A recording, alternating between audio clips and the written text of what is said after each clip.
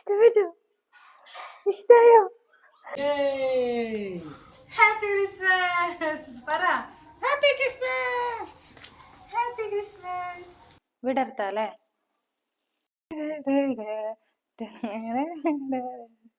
അങ്ങനെ സന്തോഷത്തിന്റെയും സമാധാനത്തിന്റെയും ഒരു ക്രിസ്മസ് കാലം കൂടി വരവായി. വിന്റർ സീസൺ എൻ്റെ ഫേവറേറ്റ് സീസൺ ആണ്. ക്രിസ്മസിന്റെ ഒരു വൈബ് അറിയണമെന്നുണ്ടെങ്കിൽ നൈറ്റ് നമ്മുടെ ടൗൺ ഒന്ന് കറങ്ങി വന്നാൽ മതി കേട്ടോ. എല്ലായിടത്തും ക്രിസ്മസിന്റെ തിരക്കാണ്. വീട്ടിൽ എല്ലാ കൊല്ലവും പുൽക്കൂട് ഉണ്ടാക്കാറുണ്ടെങ്കിലും ഇങ്ങനെ ഒരു ട്രീ വാങ്ങി ഡെക്കറേറ്റ് ചെയ്യുന്നത് ആദ്യമായിട്ടാണ് കേട്ടോ.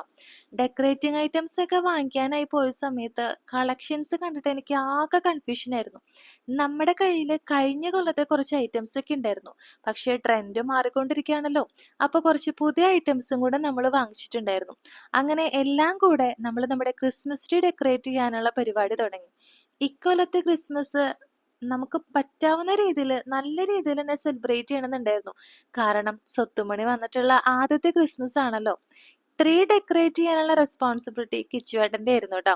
മുകളിലത്തെ ആ ചെറി മാത്രമേ ഞാൻ വെച്ചിട്ടുള്ളൂ. ബാക്കി എല്ലാം കിച്ചുവേട്ടനാണ് ചെയ്തു തന്നിട്ടുണ്ടായിരുന്നത്.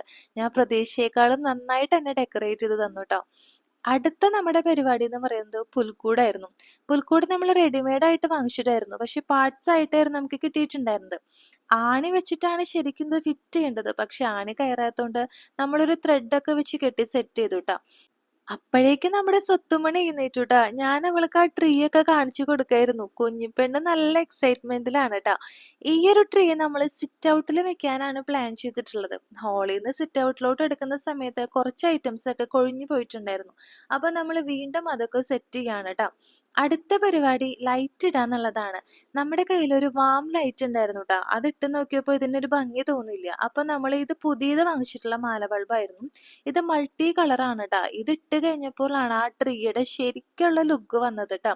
ഇതിന്റെ ഫൈനൽ റിസൾട്ട് ഞാൻ നിങ്ങൾക്ക് കാണിച്ചു തരാം. ഹാപ്പി ക്രിസ്മസ് പറ. Happy Christmas. Happy Christmas. ഈ ഒരു കാര്യത്തില് കിച്ചേട്ടനോടും അമ്മയോടും ഞാൻ ഭയങ്കര താങ്ക്ഫുൾ ആണ്.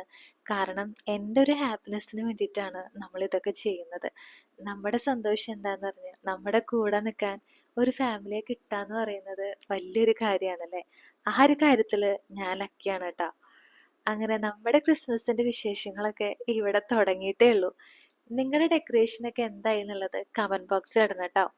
ക്രിസ്മസിന്റെ പുതിയ വിശേഷങ്ങളായിട്ട് നമുക്ക് വീണ്ടും കാണാം. അപ്പോൾ എല്ലാവർക്കും എൻ്റെയും എൻ്റെ കുടുംബത്തിൻ്റെയും ഹൃദയം നിറഞ്ഞ ക്രിസ്മസ് പുതുവത്സരാശംസകൾ നേരുന്നു. ഇതൊക്കെ സെറ്റ് ചെയ്ത് കഴിഞ്ഞപ്പോഴാണ് കേട്ടോ ക്രിസ്മസിന്റെ ഒരു വൈബ് വന്നതും നമ്മുടെ വീട്ടില് ക്രിസ്മസ് ആയി എന്നുള്ളൊരു ഫീലിംഗ് ഒക്കെ വന്നത്. അപ്പൊ എല്ലാവരും ഒരുക്കങ്ങളൊക്കെ സ്റ്റാർട്ട് ചെയ്തോളൂ കേട്ടോ. ബൈ.